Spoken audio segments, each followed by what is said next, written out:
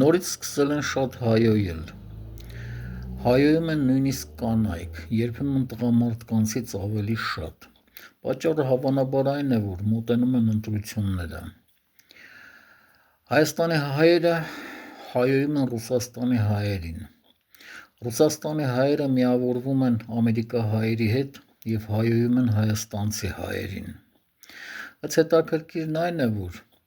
կենցաղում հայոյանքը այնքան էլ շատ չի, ավելի շատ համացանցում է։ Երկար մտածելուց հետո գալիս ես այն եզրակացության,